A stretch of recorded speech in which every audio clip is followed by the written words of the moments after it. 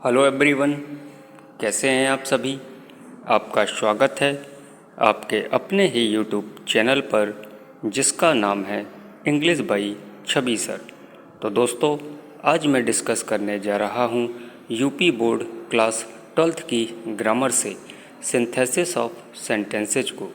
और इस समय सिंथेसिस में आप लोग कॉम्प्लेक्स सेंटेंस को पढ़ रहे हैं, और जो टॉपिक आज कॉम्प्लेक्स सेंटेंस में पढ़ने हम जा रहे हैं वह एडजेक्टिव क्लॉज है, यानी विशेषण उपवाक्य है। दोस्तों, इसके पहले मैं कॉम्प्लेक्स सेंटेंस से नाउन क्लॉज के टॉपिक को पढ़ा चुका हूँ। जिस किसी ने नाउन क्लॉज वाला टॉपिक न देखा हो तो ग्रामर नाम की बनी हुई प्लेलिस्ट में जाकर उस टॉपिक को पढ़ सकता है। तो दोस्तों, चलिए अब चलते हैं आज के टॉपिक पर, जिसका नाम एडजेक्टिव क्लॉज है। चलिए जानते हैं कि एडजेक्टिव क्लॉज होता क्या है। एडजेक्टिव क्लॉज को हिंदी में विशेषण उपवाक्य कहते हैं।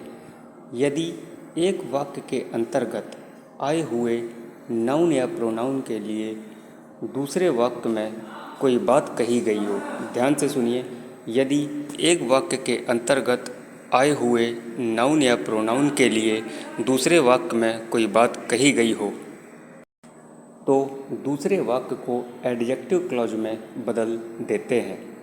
एक नोट है, एडजेक्टिव क्लॉज में निम्नलिखित संयोजक होते हैं, जैसे, दोस्तों कॉपी पेन लेकर बैठिएगा, इन शब्दों को नोट करते चलिए या इनका आप स्क्रीनशॉट भी ले सकते हैं। जानते हैं कौन कौन से वो शब्द हैं जिनकी सहायता से आप कॉम्प्लेक्स सेंटेंस बना सकते हैं। पहला है वेयर। वेयर मतलब जहाँ होता है, यह स्थान प्रकट करता है। दूसरा वर्ड है वाई। वाई का मतलब क्यों होता है, यह कारण प्रकट करता है। तीसरा शब्द है हाउ। हाउ का मतलब कैसे होता है, ये तरीका प्रकट करता है।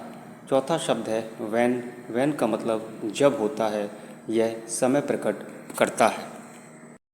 पांचवा वर्ड हु है, जो या जिसने, इसका मतलब होता है और सजीव के लिए प्रयोग होता है।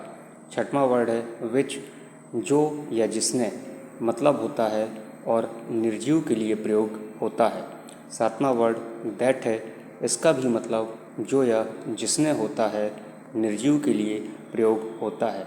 यानी ये आपका छठवां और सातवां जो नंबर है, इन दोनों के ही मतलब जो या जिसने होते हैं और दोनों ही के दोनों निर्जीव के लिए प्रयोग किए जाते हैं। आठवां शब्द है हुज।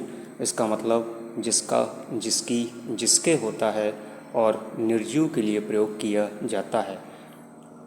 आखिरी वर्ड है हुम। इसका मतलब भी जिसका, जिसकी, जिसके होता है और सजीव के लिए प्रयोग किया जाता है। तो दोस्तों, इन सभी शब्दों को आपने अच्छे से समझा, इनका मतलब जाना कि कौन सा वर्ड किस समय यूज किया जाता है। चलिए अब एग्जाम्पल्स को समझते हैं एडजेक्टिव क्लॉज के। पहला एग्जाम्पल है आई शॉ अ डॉग। मैंने एक कुत्ता देखा। The dog was running on the road. जो कुत्ता था रनिंग ऑन द रोड, सड़क पर दौड़ रहा था। तो दोस्तों, जब आपने एक कुत्ता देखा और कुत्ता सड़क पर दौड़ रहा था, यानी कुत्ता सजीव है। तो आई शॉ अ डॉग, मैंने एक कुत्ता देखा। हु का मतलब जो या जिसने। Was running on the road, अर्थ निकालते हैं I saw a dog who was running on the road. Example number second, I gave him a camera. मैंने उसको एक कैमरा दिया। The camera was very costly. Camera बहुत महंगा था। तो दोस्तों, कैमरा आपको पता है निर्जीव होता है। तो आई गेव हिम अ कैमरा, मैंने उसे एक कैमरा दिया। जो यानी विच का प्रयोग कर सकते हैं और दैट का प्रयोग कर सकते हैं, क्योंकि दोनों का ही मतलब जो या जिसने के लिए होता है और दोनों के दोनों निर्जीव के लिए प्रयोग किए जाते हैं। तो आप सेंटेंस बनाएंगे आई gave him a camera which was very costly. जो कैमरा बहुत महंगा था, यह बना लीजिए। आई गेव हिम अ कैमरा, मैंने उसे एक कैमरा दिया। दैट वॉज वेरी कॉस्टली, जो बहुत महंगा था। Example number third, Ravi met a boy. Ravi एक लड़के से मिला। His father is a doctor, उसके पिता डॉक्टर हैं।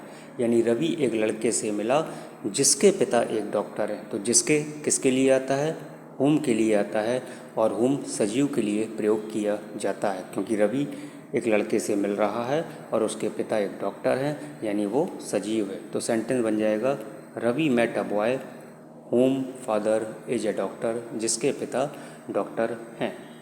Example number 4, I do not know, मैं नहीं जानता हूँ, ही फेल्ड, वह फेल हो गया। दोस्तों एक इम्पॉर्टेंट बात बता रहा हूँ, नोट कर लीजिए। फेल होने का कारण होता है और कारण के लिए आप वाई का प्रयोग करते हैं। तो सेंटेंस बनेगा आई do not know why he failed, मैं नहीं जानता वह फेल क्यों हो गया। Sentence number next, I do not know, मैं नहीं जानता हूँ, आई ही पास्ड, वह पास हो गया। दोस्तों पास होने का तरीका होता है और तरीके के लिए हाउ का प्रयोग होता है। तो सेंटेंस बन जाएगा I do not know how he passed, मुझे नहीं पता वह कैसे पास हो गया। Example number next, I know the boy, मैं लड़के को जानता हूँ, the boy stole your pen, लड़के ने तुम्हारा पेन चुराया। तो मैं लड़के को जानता हूँ जिसने तुम्हारा पेन चुराया। तो जो या जिसने किसके लिए आता है, हु के लिए आता है, तो लेकिन सजीव के लिए आता है। तो यहाँ पर सजीव है क्योंकि पेन चुराने की बात हो रही है। तो सेंटेंस बन जाएगा I know the boy who stole your pen, जिसने तुम्हारा पेन चुराया।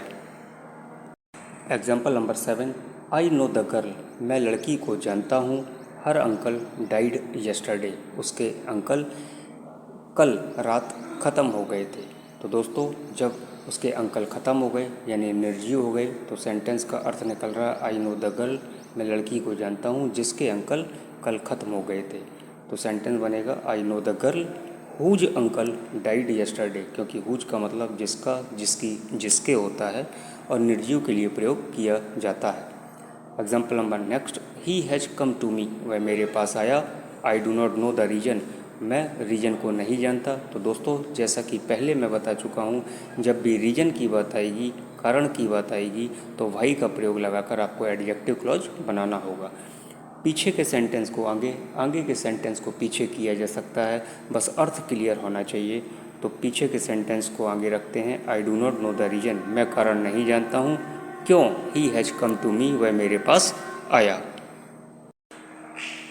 तो दोस्तों ये था आपका एडजेक्टिव क्लॉज और उसके कुछ एग्जाम्पल्स। आपको कैसे लगे कमेंट करके ज़रूर बताइए, और यदि आपने अभी तक English by Chhavi sir channel को सब्सक्राइब ना किया हो तो चैनल को सब्सक्राइब करिए, बेल आइकन को प्रेस करिए, ताकि जब भी कोई वीडियो अपलोड हो तो वो आपको सबसे पहले मिले। वीडियो अच्छा लगा हो तो वीडियो को लाइक करिए और अपने दोस्तों के साथ शेयर करना बिल्कुल भी ना भूलिए। Thank you for watching.